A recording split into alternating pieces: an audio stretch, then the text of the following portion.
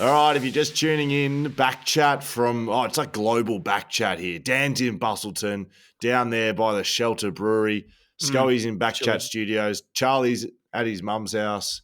In the basement, I think. Sneaking in a couple of shelters. Yeah, Don't correct. don't tell his mum. And we've brought it all together here, BackChat, right to you on this Tuesday, Wednesday, whenever you're listening. Welcome. Hi, Dan. Hello, yes, I am down in Bustleton, just doing a bit of, I guess you could say, fact-finding, catching up with some of our great sponsors. I've been to the two that are down this way, Shelter Brewery, who just absolutely looked after me. First time I've ever been to the brewery. It's that good. I couldn't believe it. I walked in and I was like, it was like I was like Google or something. Massive playground, beers, excellent. And then I also went to Margaret River Roasting and met up with James there and some of the crew. Went to the little cafe they got set up there. I was going through like the roastery. I was almost jumped behind a machine. But yeah, very good time down in Boston. A bit cold, but good to get away.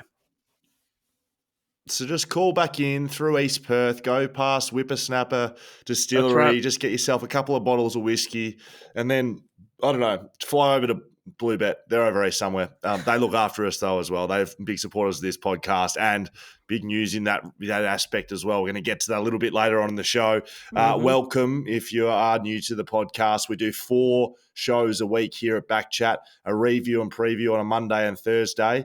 We do a BackChat show. You're here, so you found it. And then we speak to a guest every week. It's great fun, keeps us busy, when we're all here and not on holidays like Dan. How has it been? You had a good break, Dan? You're refreshed? You're feeling lively? Yeah, raring to go back and hit the pavement, so to speak. And on my way back through East Perth, when I do visit Whippersnapper, I might just swing past Oxford Street to Leadville Cameras. And we do have all of our gear from Leadville Cameras, but I do need a pair of binoculars. And I know they have excellent binoculars there. So I'll probably swing past them as well. Oh, boy. Charlie, are you there, mate? Charlie had a very good win on the weekend. I'm here. We did. Oh, huge win for the Dockers there. Yeah, very good, mate. I know there's roaming BackChat coming out as well, so congratulations. Just keep it all under control over there, Charlie. Flag Mantle is coming to fruition, I'm sure. Make sure you get your Flag Mantle merch. It's on the BackChat website. Thank you to our Patreons, our patrons. I will never get that right, ever. I will never get it right. Embrace our it. Patrons, you make the podcast happen for us. We love you. Hopefully some of the discount codes from our supporters come over your way, which are Shelter, Whippersnapper, Margaret River Roasting Co., Bluebet, Leadville Cameras. It's just all happening. So we've got discount codes over here for all of your needs there. Most of them some sort of vice of some description, but hopefully that is something of enjoyable nature to you. And you are right here. We're just coming from all angles of the country right now. Want to get into a few things. We do mention across the podcast, if you do want to find us, BackChat _ across all socials. If you want to send us an email, hello@backchatpodcast.com.au. All of it is found at backchatpodcast.com.au. I always talk about Reddit and I don't really know what's going on. It's something happening in Reddit world and it's exciting for you nerds. There is. I got an email through the week and it was like I'd been accepted into Harvard or something to that effect. Maybe I got given a walk-on scholarship to Duke to play in the, to play basketball. An email from a chap, I can't remember his name, from Reddit that said, "Dear Will and Dan." I think his name was Troy. I actually think his name was Troy and Emma. Okay, they're the other person on there. Bit of respect, please. No. It's just I was so excited I couldn't even read properly. But essentially, what we're going to be doing is a Reddit AMA, which stands for Ask Me Anything, and these come up on Reddit from time to time. Basically, you and I are going to get on Reddit, so you're going to have to learn how to get on the internet and get on Reddit. And the people can just ask us anything. Ask me anything. That's part of the title. And that's going to happen in a few weeks. We're still confirming dates, but basically we jump on and we answer questions. It's all text-based, as Reddit is, but we'll probably get a little bit of video content and stuff like that. So we'll keep people up to date when we know what date that's going to be. And we need to flood it. We need to make them realize that we're in business. Right. Okay. Well, make sure you all download Reddit because I know no one has it, but make sure you get there because you can ask us anything. And if you do happen to miss it, just send us an email, because if you send it, we read it. We do that here already, Dan. Don't you realise? No, sorry, I'm underhyping the Reddit thing. I really am. Sorry. This is building community, getting our fingers out to more listeners. It's very good. I'm very, very excited about it. I mean, no segue needed really here. Rory Lobb's hair. Have you seen what's going? What is? Look, we're in no position to critique here at BackChat. I certainly am not. You can speak for yourself. But I mean, Rory Lobb, what's happened? What's he done? I reckon it's like, so there's a bit of speculation that he's not going to be at Fremantle next season. What's best for him and his partner, perhaps a move to the Eastern States. I know Bulldogs are thrown around, but I think maybe he's having like a bit of is there some sort of equivalent of like a midlife crisis in football? Like, I think, did Shane Woden have the same sort of thing where he's like, it's a bit all over the place. I just need to do something drastic. Jake Ginnivan worked for him. He sort of had the long black hair, went crazy, short peroxide, and now he's playing out of his skin. Maybe it's just, Rory Lobb's in good form. I don't know why. Oh, it'd be the equivalent, be a mid-career crisis. He's in the form of his life, though. I don't think time is now to change anything, Rory. He said that he was bored. So we just chucked a bit of dye in his hair. You ever done anything like that? When I'm bored, I usually just scroll through YouTube or Reddit or something. I don't really go buy hair dye. That's extreme. But, he could pull it off. He's a footy player. He can do whatever you want when it comes to your look. What do you think, Charlie? Do you like it? It's an interesting choice. I haven't formed my opinion yet, I reckon. See how it affects his form. Yeah, form there we go. Fremantle fan just sits on the fence because he knows it's a shocking haircut. It's an absolutely terrible decision making there. Rory Lobb. Now, I want to get to Josh Kennedy, 700 goals, friend of the family here. He did a lot for us this weekend, not only this weekend, but his entire career. He kicks his 700th for the West Coast Eagles, and you heard it here first that was what he was driving towards this year, to kick his 700th for the club. He does it after an anticlimax. Yes. He's kicked his 699th pretty early, 699 early in the game, and so we're all sitting there, bated breath. We're waiting for him to kick that magical 700th. In typical fashion, he runs around, crumbs a goal after his work rate was outstanding, gives it to the crowd. 700. I was down there on boundary level. I was Fox Footy. I thought, here we go, buddy, eat your heart out. The crowd is about to storm the ground. Oh, no. They've called for the review. This is why I hate the review. It took away from the moment for Josh Kennedy, and it was also touched. Yeah, very much. I at first saw the replay. I was like, nah, definitely not. And then you see the finger flick back, and it was one of those reviews where straight away. It didn't last very long. And yeah, very anticlimactic, but he did get the 700th goal, in West Coast colours in pretty, Josh Kennedy fashion. Set shot, straight down the middle, didn't look like it was veering. And I think the thing with Optus Stadium, there's quite the drop from the front row. Like there's probably 2 meters that you have to climb down and jump over to actually reach the ground. Not like the SCG, we can just climb a little fence. So I think that's probably why people didn't rush the ground. I think every person in Australia was cheering for him. He's a good bloke. He's done great things for the club. Maybe the only people not cheering for him were the fellas at Bluebet. Now, we'll get to that a little bit later on, but let's just say Joshy Kennedy just played a little part in taking down Bluebet. Been searching for that for a little while, and we do it. Now, I want you to – are you looking at the run sheet right now, Dan? I am, yeah. All right, I need you. Yep, okay. You tell me – the young fella from Gold Coast. Can you tell me his name, please? Huego Poloeo. I'm sorry, Huego Poloeo. It's pretty good. Yeah. I think it's pretty good, Charlie. You happy with that? Pretty happy. I don't no gripes with that. I pronounce it as the young fella from Gold Coast who debuted last week from Papua New Guinea. That's how I pronounce it. He's had another good game in his second game. So you remember him from last week. He kicks a goal, first kick, first goal sort of areas. The whole club gets around him. It was a great story. His family was in the crowd watching. His family's back home watching. Well, the second game, they win the game after the siren. So Anderson Amazing. kicks a goal. Noah Anderson kicks a goal to win the game after the siren, which was one of the great games you'll ever see. I don't know how Gold Coast gets up and wins that. It was after a smother down the other end. There was goals Amazing. I getting kicked out love of that people's hustle. asses. It was terrific to watch. Yeah, and Noah Anderson goes back, slots it, a Richmond fan growing up. That'd be like Charlie lining up for goals against his side, Fremantle, to drill them, to pull them closer in the final. But anyway, they kick the goal, celebration, stacks on, everyone in. The young fella from Papua New Guinea's jumped on the back of the pack, broken his finger. He has snapped his finger at Quinton Lynch right angles. It is hanging off at right angles, exactly like Lynch's finger.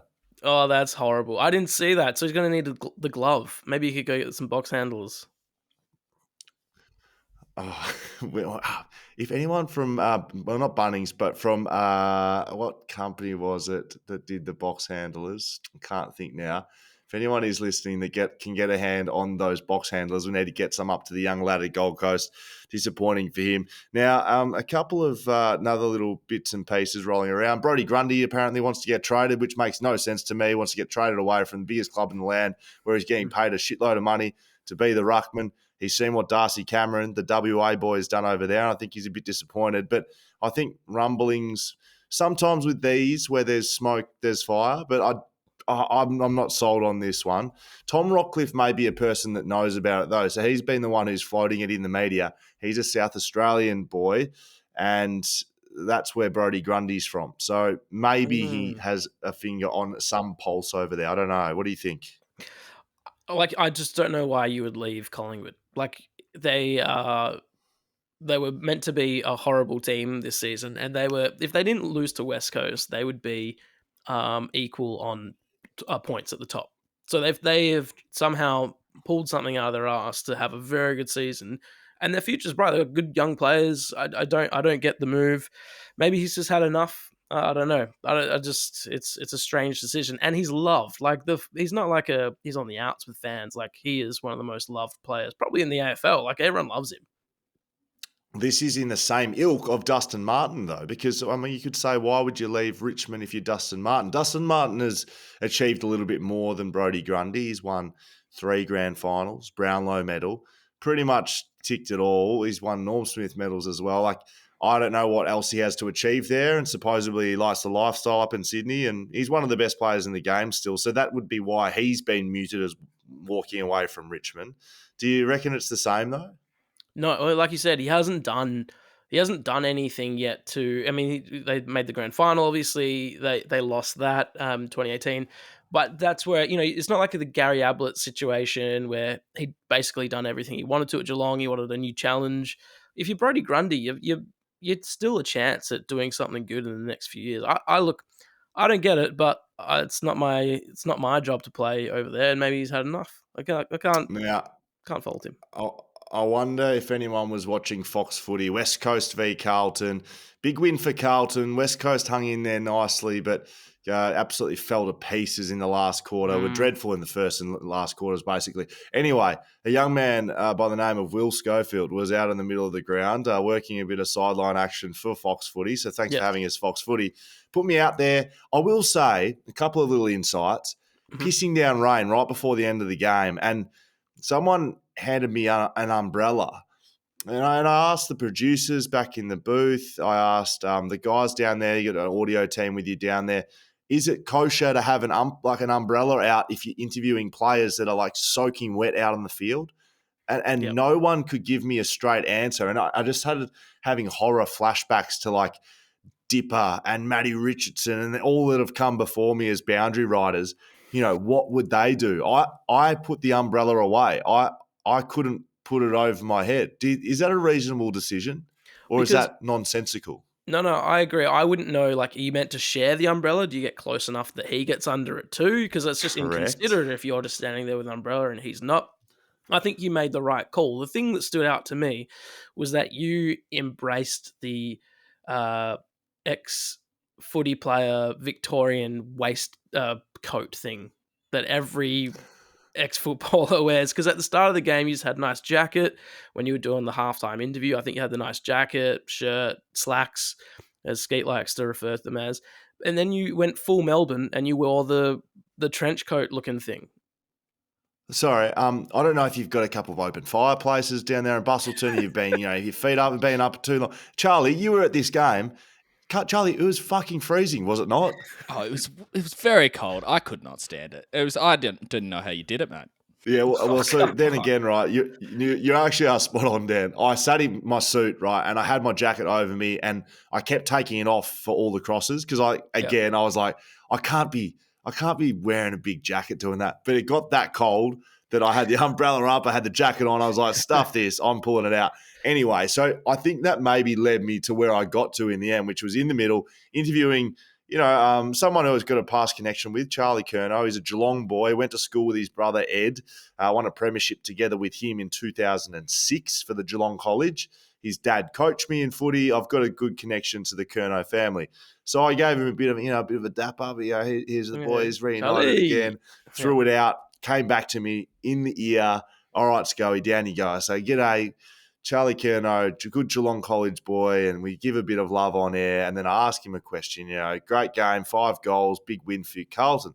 And he starts giving the normal stuff. And then he starts giving didn't have great camera presence, started spinning a bit, looking back at the boys. And I was trying to chase him around with the microphone.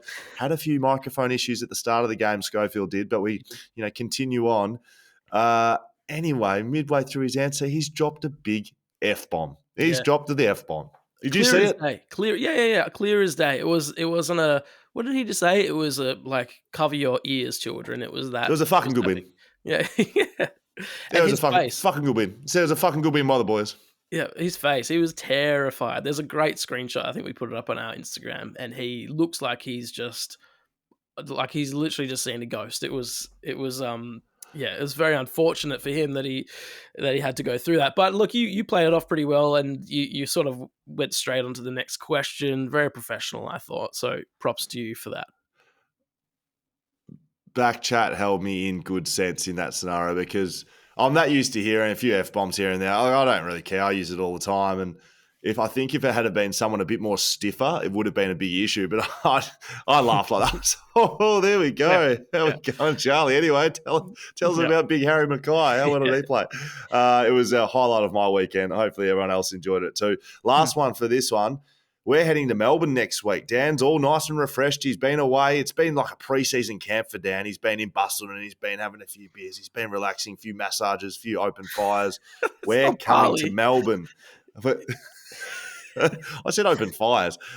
We're coming to Melbourne next week. We'll be in Melbourne doing interviews, catching up with people. Might even slip in a bit of a travelling Roman Charlie. I'm excited, Dan. I hope you are too. I was thinking we could do a bit of an impromptu beers with BackChat at several locations. We'll just 100%. Put it where we are, and if anyone's listened to us in Melbourne, come down and have a beer. I think look, we're going to be working hard. There's going to be a lot of interviews to do. We're going to get a lot done, but then we might go have a beer somewhere. It would be amiss for us to travel all that way and not just have a couple of quiet ones somewhere. So we will put it up. We'll just put it up on Instagram. If no one rocks up, great. If we, I don't know, find a stalker, who knows? We'll just put it up on Instagram where we are, and we'll definitely have a soda water or something. I reckon we'll take some shelters because I don't know how many shelters are stocked over in Victoria. We might just have to smuggle a couple into a few venues. And so when the venues pull us up, what's that? Oh, sorry, have you not seen this marvellous beer or whiskey that I have in my other pocket? Or maybe this marvellous coffee that I bought in as well. Maybe we're like the super traders. These binoculars? Or this betting application. So anyway, we'll be in Melbourne next week. BackChat will be coming to you from over there. It'll be a nice little setup though because we'll have all our stuff. So we'll be out of Fitzroy. That's where we'll be recording. So I'm excited, looking forward to it. Now, let's get into this one. Newly sponsored segment from our brand new sponsors, Leaderville Cameras. You send it, we read it. Brought to you by Leaderville Cameras. How bloody exciting. Very good. Can we both just pause for a moment? Because in post, I'm going to put the sting in. So we just pause for a sec. You send it, we read it. All right, that's enough time. There's the sting, thanks to Troy, who does play guitar at the top of Optus Stadium at Fremantle games. So let's look, there's a fair bit to get through here. Maybe we should just get straight into it. if you do need any of your equipment, you know where to go. Leadable cameras. You want cameras. You want microphones. You want lighting. You want tripods. You want displays. I don't know. You want to make a podcast, get down to Leadable Cameras. You want to print stuff. Also very good printing there. Oh, very good. Okay. Give us Thomas M, please, Daniel. Okay, is West Coast midfield better suited with Yo playing in backline, giving Kelly a better look at the ball from centre? I always felt that when Tim Kelly was thrown in amongst an already functioning West Coast midfield, it just added another cog to the works, putting other Eagles slightly out of their normal game style. That's what Tim Kelly would allegedly do, putting people out of their normal game style. Now TK has a bit more room to shine. No hate against Yoey, he is still a mother-flipping weapon. Now, I was say you did call this before it even happened on the Shelter Footy Cast, which you can listen to on Mondays and Thursdays. The preview and your review, just look up. It comes through on the same feed anyway, so you don't even need to look it up; it will come up. You did say Elliot Yeo would move to the back line. Yeah, I did, and it's because I don't know if people forget, but Elliot Yeo was a backman before he became a superstar midfielder through the premiership years. He was a backman. He was a backman in 2015, 2016. I think he didn't move full time to the backline until the midfield until he was 2017, 2018. So you don't forget how to be a backman. I will say that. Once a back, always a back. I ran into Elliot Yeo in the bowels of Optus Stadium yesterday. I said, "How you going?" And he's got his hamstring. He's a bit sore and sorry for himself. I said, "Mate, you've been playing well," and he goes, "Yeah, I don't know what it is though, really." I said, "Mate, you've welcomed yourself. You've realization that you're a backman. You forgot, mate. You are a backman." And so, how that affects the rest of the team, I think it is a positive thing. I think Elliot Yeo back in the mix in the back line does free up a go-to in the midfield. Now, that being said, we haven't seen Elliot Yeo in the midfield of West Coast for a decently long time due to injury. So there has been opportunities for, Tim Kelly, but others as well. But I think it's a bit of a coupling effect. Tim Kelly's taking his game to a new level. Elliot Yeo stepping out of there. Tim Kelly is the man at West Coast now. It's clear to see Luke Shuey has accepted his role as a role-playing midfielder now. Not that he's past his prime, but he's certainly, more experienced than he was a couple of years ago. Let's put it nicely. Tim Kelly's the man in there, and he's playing bloody good footy. I've loved watching it. Yeah, he's been very good. I will say about Elliot Yeo, you said he sort of moved out of the back line 2017, 2018.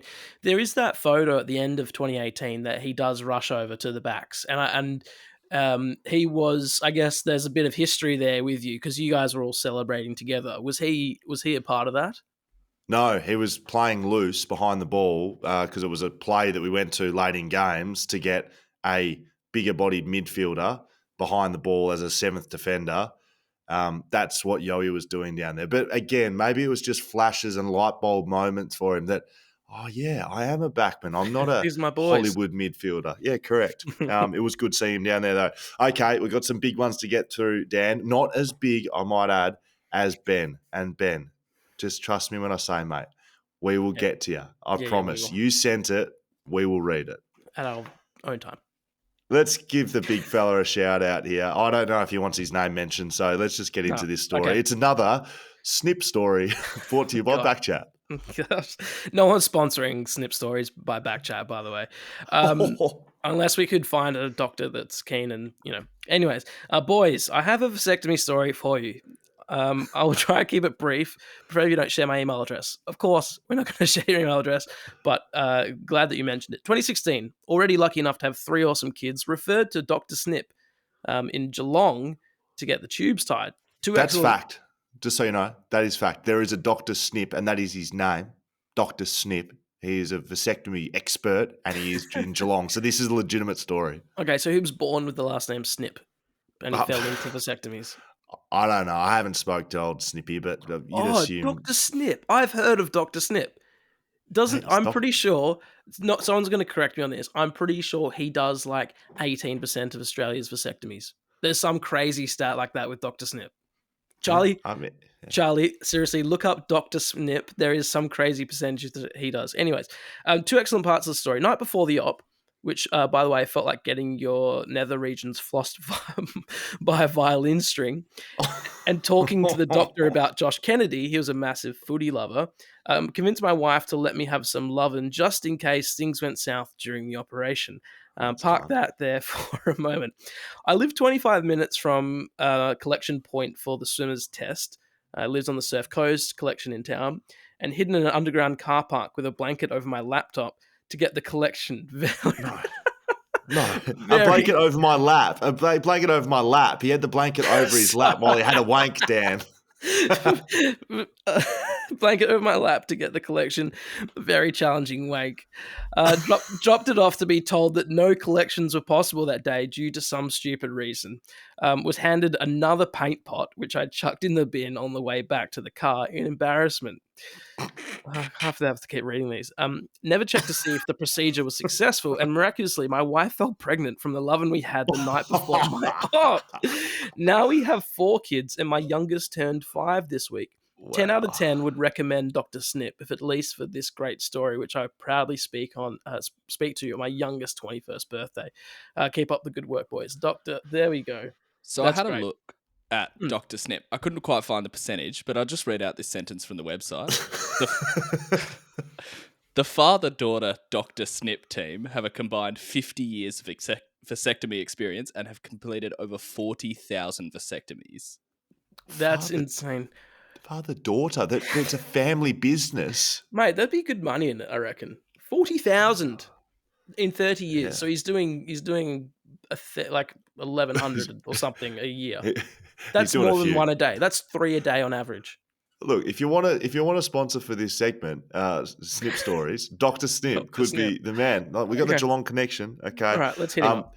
Dan doesn't want any more vasectomy stories. Anybody? So anyone listening, please don't send any more because we have to read them out. hello@backchatpodcast.com.au. Dan hates reading them. Don't send them in. Okay, thank you for that. We'll do. All right, let's go to the next one. Rosemary Humberstone, who is a very real person. Yeah. Subject, disgusted. Okay, it's a big one. Dear BackChat Podcast, I was simply trying to run my business, a small restaurant in Mount Lawley, where a man stormed into my establishment, cut the line, and demanded to be seated before other patient customers. In an attempt to be conflict adverse and sensing an argumentative aura from the man, we seated him and I left to serve the other patient customers, some of whom had been waiting for 5+ minutes now. However, this loud, impatient man kept on snapping his fingers loudly and obnoxiously sighing and yelling "Oi!" towards my poor waitstaff. We tried explaining to the man that we have other tables to serve, but he started barking back, saying, "Don't you know who I am? I am verified on Twitter. I'm more important than this scum." At this point, which in this very believable story, I simply wanted this man to leave my establishment as swiftly as possible. So I took over waiting on his table and told the kitchen to rush his order through. However, after being made to wait barely 2 minutes after taking his order, he started acting up again. I received complaints from customers that he was menacingly staring at customers and throwing salt at other patrons. This led to a 7-year-old child crying when this man threw salt into her eyes. The man did not apologize and started making her cry even further with continued jibes along the lines of "Cry some more, baby," and "Life hurts more than a bit of salt. Grow up." Life hurts more than a bit of salt. Oh boy. I had no choice but to ask this man to leave. When asked discreetly and quietly to do so, in an attempt to reduce embarrassment for the customer and get this ordeal over with, he returned with, "I am Daniel Const. You will not ask me to leave," and started saying, "I am best mates with Daniel Ricciardo. He will get this shithole shut down." When I threatened to call the police, he sprinted away, taking a pepper grinder and an entire tub of sugar sachets with him. When the trauma of this encounter subsided a few hours later, I recounted this story to my sons. When I brought up the name Dan Const, he gave me a strange look and eventually asked me if I was talking about the same Dan Const from one of the podcasts he listened to, the one I'm writing into today, and it was the very same. I asked, what sort of man does this? How painfully immature and horrific. The behavior I encountered was insolent and childish, but moreover, a danger to my patrons. Above all, I request that Daniel return my pepper grinder and apologize to my staff. Otherwise, I may have to press charges. Firm regards, Rosemary Humberstone. Firm regards. Firm. Right of reply there, Dan? It was taking way too long to get my food. I was whoever came up with that, very good. I don't want this to become a thing where people make up stories about me being a horrible patron in people's restaurants, because that's two now, both lies, both fake news. I've never done that. Especially, no, the first one was true, but that one's definitely a lie. The first one was not true. Oh, God. Oh, man. Yeah, well, and also patrons. Only one place around here has patrons, and we have the best in the business right here at BackChat. So that's where I pulled that one up, okay? Yeah. Don't be talking about our patrons like that. Yeah. We're the only ones with patrons. Okay, you send it, we read it from Stephen. Yeah. Hey, fellas, only been listening to the podcast for a week while driving and currently halfway through episode 20. Mate, I very much appreciate that you've gone right back to the beginning and you're not just jumping in. So, bravo. Yeah, love that. So far, so good. In this episode, you were talking about NRL players being fined for bringing the game into disrepute, which made me think of my AFL team, Essendon. Will, from a player's perspective, did you feel the playing group should be labelled drug cheats for believing in the club and deserved the ban? Or should it have completely fallen on the club for letting down the players? So if this has been answered in the old podcast or in the 39 other episodes I have not yet listened to, just to keep everyone happy, here are a few underscores, _______. Kind regards, Stephen. That's got to be one of my favourite emails that we've received. Someone who's gone back, had a listen, chucked his underscores in, knows how much is going on with the podcast. I will say, Stephen, luckily for you, we chat to a man that would know. In about, 30 episodes' time, you can listen to Dustin Fletcher from the Essendon Football Club, who was, in fact, a part of that drug scandal. But the question is, to me, do I think they should have been labelled drug cheats? I can only say that if I was put in the same position, it sounds like after we spoke to Dustin Fletcher, they did what I would have done. Especially, like, I was an AFLPA delegate. Not that I was a leadership group member, but I was a leader within the football club at the time. If the club came to us and said something like that, this is the program we want to do, there would have been questions asked, and we would have done what it sounds like the Essendon playing group did: go to the AFLPA, go to ASADA if we needed to, get it ticked off. And it sounds like they got it ticked off from the AFL as well. And then it turned into something it wasn't, perhaps, hazy, or maybe people changed their minds. So given all of that, I didn't want them to be labelled drug cheats. The hard one comes up when you talk about Jobe Watson having his Brownlow stripped off him and Sam Mitchell receiving it. That one's a really difficult one, because even though Dustin Fletcher said that he didn't feel like he was benefited by the supplement program, that they would have. There's no way to tell if you weren't either. After you've taken them, you don't know what you would have been like if you weren't taking them. So, So I would say there's more chances of not than they benefited off something that I guess turned out to be proven illegal. Now, that doesn't mean they're drug cheats. It doesn't mean that Jobe Watson should have his Brownlow stripped of him. It's a bloody hard one. If you force me to say yes or no, I'd probably say yes. An award like that, even though they did everything right, even though they felt like they were doing the right thing, I don't think they were. Like, I've certainly never been injected with anything other than local anaesthetic on game day or during the week, and that's a pain-killing thing that's pretty commonly used throughout the AFL. To hear sort of players were getting injected weekly, three times a week, weekly, you would have known that you were pressing the boundaries. And I think in the end, Jobe's had to pay a strong price, clearly, but I think it's probably one that had to be paid.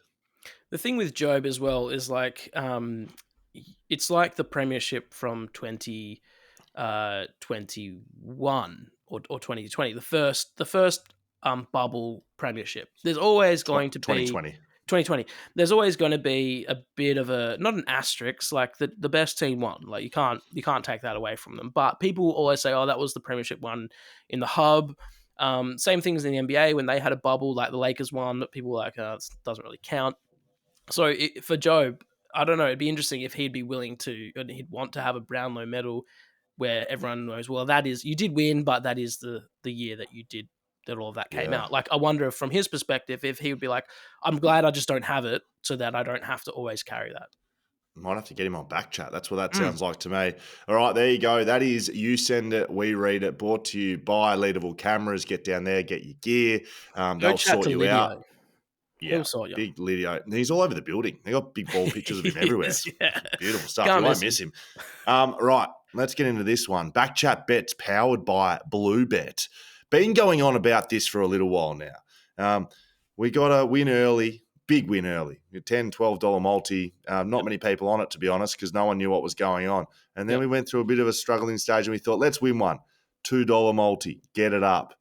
Get it done. $2 doesn't mean it's definitely going to happen. Charlie puts $1 on it. He wins another $1 back. Congratulations, Charlie. Well, we went through a little bit more of a rough patch, but we thought, time to give back. We put it to the people. We said, we can't figure this out. We need to bring down Bluebet. We want the bet brought in. So we had some fellas on Twitter shout out to us. You know who you are, boys. They put a bet together for us. They suggested, why don't you use the players that have been on the podcast that are playing this weekend to get you over the line? And we thought, what a bloody great idea. Great. Love it. So we built a multi. 4 previous guests. Josh Kennedy, Luke Shuey, Tom Barras, Andy Brayshaw, a.k.a. Hamish Brayshaw. Technicality. It's sort of, A Brayshaw. Yes, right? We went with A Brayshaw. Yeah, well done. It just happened to be Andy. But anyway, we wanted 70 disposals and 3 goals between those 3 players. A Brayshaw started the weekend well for us. He kicked a goal and had, I don't know, how many have? 36 Charlie? 36 touches and a goal, which is saying what happened is on the Saturday after the game, I reckon he looked down the barrel of the camera, winked and goes, BackChat, I've just basically delivered this on a platter for you. Now just the other 3 boys need to do just a little bit, just a sprinkling to get us over the line. Yeah. Obviously he didn't do that. He's not involved in the bet. And then Charlie Kerno just looked in the camera and said, what a fucking great win, fellas, because we get up, Bluebet gets taken down, Kennedy, Shuey and Barras, they have about 45 touches between them. JK kicks his second goal to take us to 3 goals, and we bloody win. It pays $2.50. It's more than $2. Charlie, how much money did you win, mate? I've gone big. $2 stake. Come on, Charlie. $5. No, this is what it's about, Dan. No, this is what it's about. We bagged him out last time. He's doubled his money last time. Yep. Now he's done even more than that, mate. He's put $2 and turned it into $4.50. We're going up. Like it. Mate, you could I really like it, Charlie. Congratulations. Ice cream or something when the ice cream truck comes around. I'm just excited we got up and did it. So now we just start incrementally knocking Bluebet off a little bit more. We know what we're doing now. Next week, follow along on Instagram. We'll take down Bluebet a little bit more. We'll get them a bit more antsy. We'll just take the odds up a little bit. If you want to help us out, you got a multi you think will win, contact us. All our socials, BackChat _. You can find a link tree and bio. You can put it in there, or you can send us an email, hello@backchatpodcast.com. Yeah. Make it fun. Make it fun. Make it something that we can all get around. We're going to be in Melbourne, so maybe make it Melbourne themed. Who knows? Oh, yeah. Something in Melbourne would be good. Yeah, I like that a lot, Dan. Okay, let's keep moving. Fantasy, 2 grand final tickets on the line. Now, there's not that long left in the season. We've just gone through round 17, so there's 5 rounds left. I don't know how long this league actually goes for. We've got 4 or 5 weeks left, guys. 2 grand final tickets on the line, and Andrew C. hasn't been on top at all in the league, has just jumped on top. Common men, top position, 27th in the country. 27. So impressive. But like I said, we had some leaders throughout. It was never going to be the people that led throughout. So Andrew C's on top. He's got the 2 grand final tickets in his back pocket. My wife, Alex, the Hot Guys team, stepping back up in the world. Okay. Back up to 22nd. Bailey Smith not far away from coming back either. Right. Maybe it's Storm home. Maybe you'll be at the grand final. No. How's your dream team going? Is it okay? No. Max Gorn's back in now, so it's all sort of evened out because I've left him as captain. Look, it's you get real down in the dumps when your team's this bad, and it's hard to pull yourself out of that. And I'm in that stage right now, if I'm being completely honest. You talking about West Coast or your dream team? Por qué no los dos? Both. What is por qué no los dos?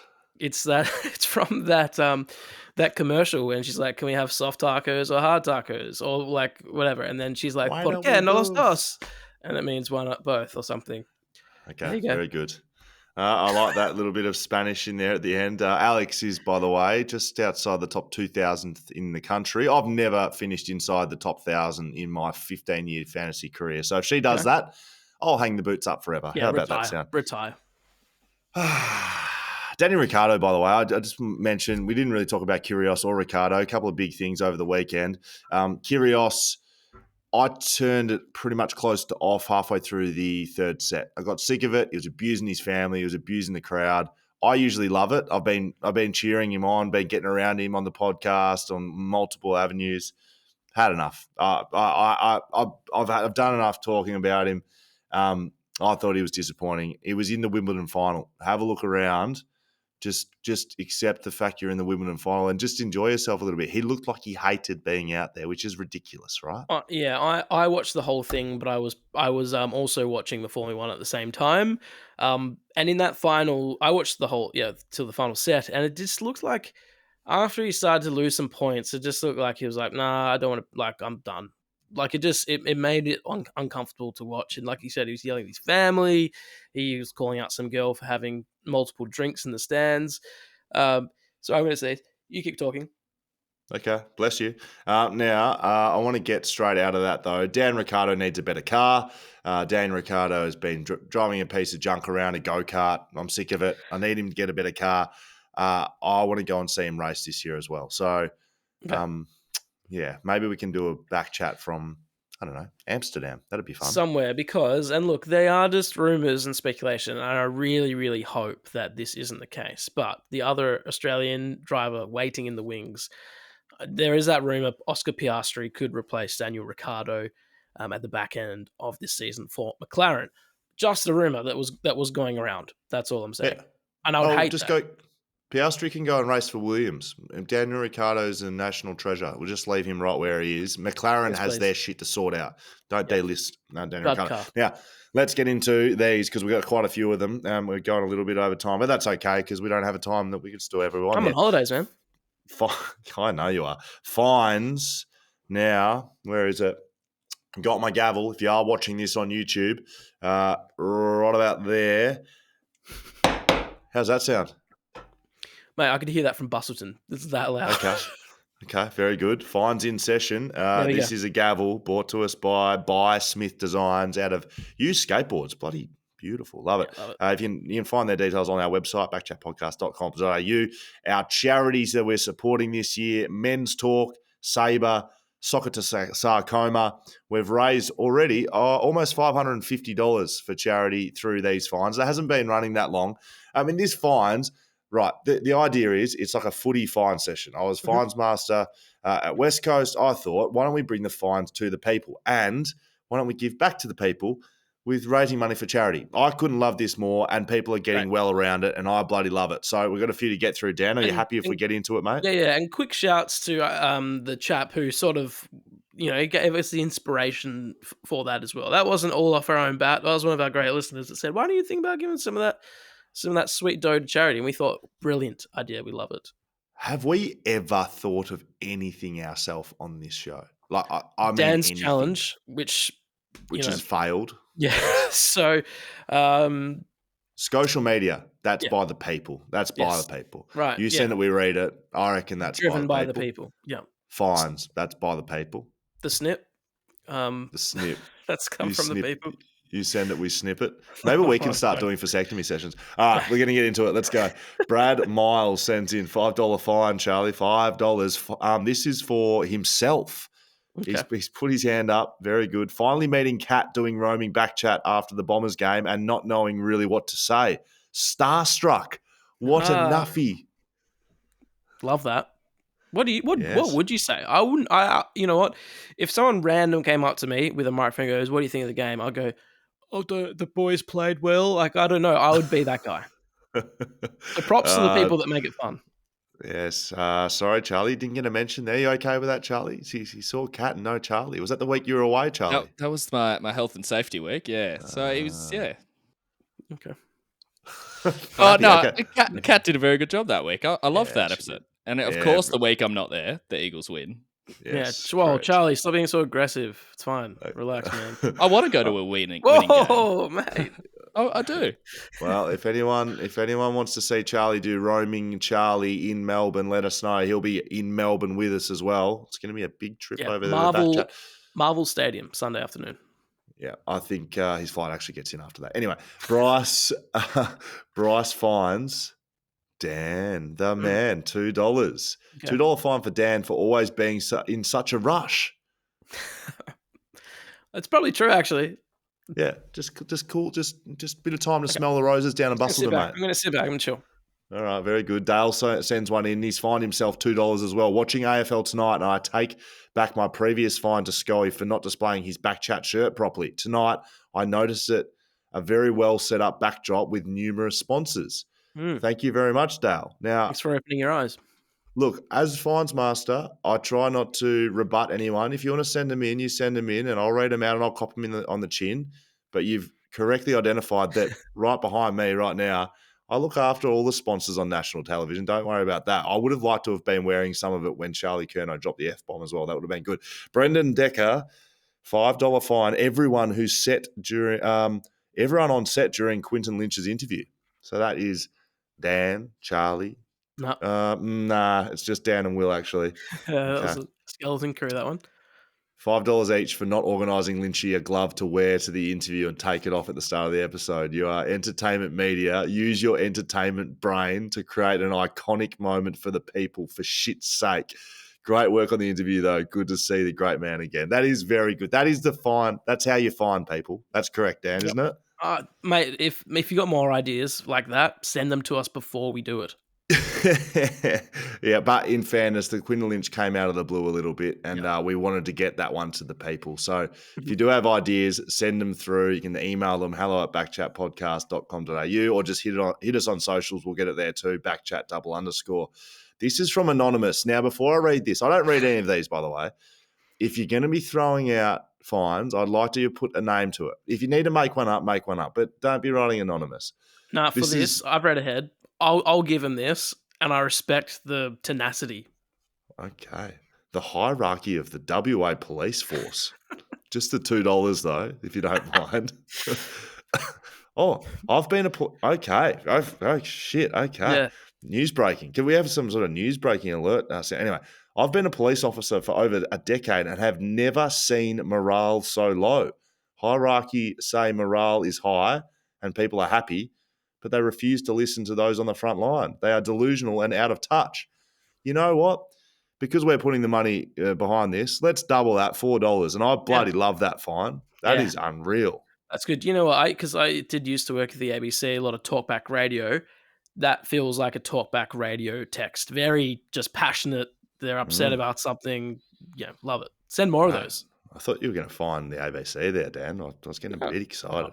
Jackie boy, he finds Ben, my older brother. Okay, like this in the family, $5. Hey, Scully and Dan, fine towards my older brother Ben. About 8 years ago, this is a long one, while we were playing backyard cricket, Ben clearly edged the ball to auto wicketkeeper and did not walk and did not give me a turn to bat. He then made me continue to bowl to him in the backyard for another 2 hours until I bowled him, and then he got up and went back inside, took the ball, flog. Love that. Mate, auto wiki is the best backyard cricket rule out there. And Ben, you have to commit to that. The rules are sacred, the backyard cricket rules, and that's disgusting behaviour. I like this one. Thank you, Rowan Butler. This is in support of Scully. This is the fine that goes to Matthew Pavlich and the rest of the Fox Footy commentary team, bar Scully. $5. Not realising that Jake Waterman took the ruck for West Coast. Fine is per commentator. So I'm watching. I didn't remember seeing this. Yeah, so I'm watching, and Bailey Williams goes to full forward. He's sitting in the goal square. He's locked in the goal square because of that rule. Nick Nat's on the bench. And the boys in the middle start screaming like, Bailey, come up, you're in the ruck, you're in the ruck. Doesn't leave the goal square. Jake Waterman's standing at the top of the 50, so he goes, all right, I'll go in. He comes running in because they had 7 forwards and contested in a centre bounce ruck contest and didn't do too badly, but no one picked it up. And that's what Scully was there for, though. G'day, boys. Just watching along here closely. A bit of confusion down here on the West Coast bench. Love that. Anyway, Nick Nat got out there in about 5 more seconds, so it wasn't really a big deal. But good pickup, Ron. Like it. Like it. James Knowles finds Scully $2 for getting to give the microphone to George Hewitt after asking him a question at halftime. Loved that. You know what? I can't say anything against it. I felt like, who was the NRL legend that did it? Yeah, you're not going to be able to help me, Dan. You hate the NRL. Thurston's. George Gregan. No, that's Union. You're a fuckhead. Thurston's did it. State of Origin, exactly the same thing. I don't know what I was thinking, but luckily I picked it up very quickly. I thought I handled myself well in that situation as well. It was pretty quick. Like, it was a bit of a delay, but you could have just forgotten the whole time. So well done. You recovered. This is a fine from your mum. My mum. Right. No, name your mum. Okay. Now, with you are, so cool. I'm quite partial to a good your mum joke, so I will take that on board and I like it, but I won't take the $500 fine. We're going to take up a couple of zeros. $5 fine. Will has more jobs than anyone else in the media. Maybe might be Tim Gossage writing. I think that was Tim Gossage. Dally, Scully gets the fine again. I'm in the firing line here. Calling Charlie Curnow a good Geelong College boy. Literally no one cares about that private school wank. Everyone went to school. Nobody cares where. Dally. I love that. Dally. Very Dally. good. Dally. Come on. Good. You like that, do you, Dan? Yeah, that's great. No one cares, brilliant. mate. No one cares you were in Geelong.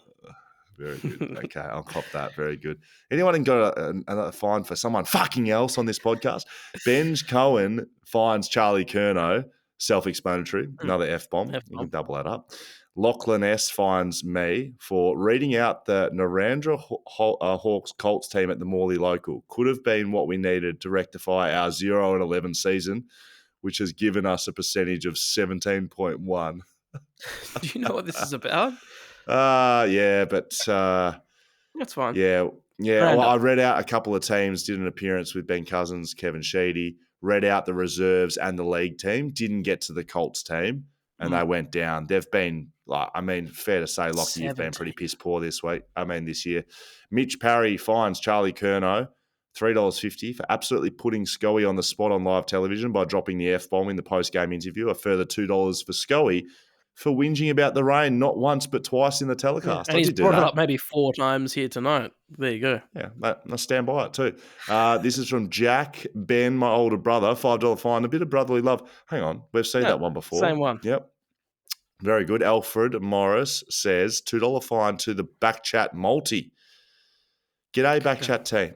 Alfred here again. Loving the pod, really getting into it. However, yet again, something that I find myself unable to get into is the BackChat multi and shameless misleading comments in regards to taking Bluebet down. It is very hard to take down a betting agency that, 1, you are in partnership with, and 2, has a max bet on a $2.50 multi. When Charlie Curnow swore at Scully, I think it was because he saw the BackChat multi, got up and knew the standard "we took Bluebet down" posts were coming. Cheers, Alfred. Go on. You got to write. I'm going to say we haven't had much of a right of reply with this. Go on. Go have a chat to Alfred. Well, all I'll say is, Alfred, we are in partnership with Bluebet, but actually, Dan can speak at it. Dan, speak to my negotiating skills during the week with Bluebet. Okay. I felt like we needed. We can talk about this. So we put through this idea to the Bluebet boys, sent the names, the stats, and they go, great, we'll get this sorted for you. They go away, talk to the guys, don't know how they do it. They go, okay, thanks everyone. The odds for this are going to be $2. Scully not happy. Scully wasn't happy. Some real venom in the words in the email back to them. No, it wasn't that bad, but it was a much like, well, why is it $2? Because that seems like much bigger odds. What did you think those odds should have been? I honestly thought it was like a $20 multi, and I still don't understand why it wasn't, because it only just got up. Like you said, Brass doesn't kick goals, Shuey doesn't kick goals, and Brayshaw doesn't usually. just to finish it off with Alfred, all right, there's two things that can happen. You build a multi and you either win or you lose. Would you like us to win or would you like us to lose? Yes, there's a bit of banter with taking down Blue Bet. I'll take the fine on board, but we either win or we lose. And today and this week, we fucking won, Alfred. So get on board, get behind it. We're going to increase it up. It's okay. Rome wasn't built in a day. Is that the right way to say it, Dan? Yeah, that's good. I would just say to Alfred, be more constructive with your feedback. Like if you got something that you want to, like if you got an idea for Blue Bet for us to make a very good multi, email us. You know how to use it. You've messaged us twice, Alfred, if that's your real name. That's fines ending, and that's a $5 fine to Dan and Will for rebutting something that I say you're not allowed to do. So that's all over. That's done and dusted, I believe. BackChat in the can, Bustleton, BackChat Studios, and Charlie's house. Come full circle. Charlie, did you have fun today, mate? Absolute ripper. Yeah, very good. Go the Dockers, Charlie? Oh, I'm going to need to get the tattoo artist in line for the flag mantle tattoo. Are you calling it flag mantle? Oh, if they get up in a prelim, I'll get it. Oh, are Fremantle Dockers going to win the grand final this year? It's close enough now, yes or no? Yes. Oh. All right, we'll get it. What are you worried about? I know I'm not going to have to get the Spoon Ghouls tattoo because North Melbourne might never win a game again, like for the rest of their franchise. North Melbourne. So Eagles 6-0 for the rest of the season. Eagles have won 2 games now. That gets them off the bottom. I think I'm safe from the Spoon Ghouls tattoo. You do realise that the Kangaroos were up by 26 points against Collingwood in the last quarter. And then they realised, hang on, draft pick. Quick. Hang on. Dan doesn't want his Spoon Ghouls tattoo. Okay, social media, you know where to find us, BackChat _. We're going to be taking over Reddit at some point even.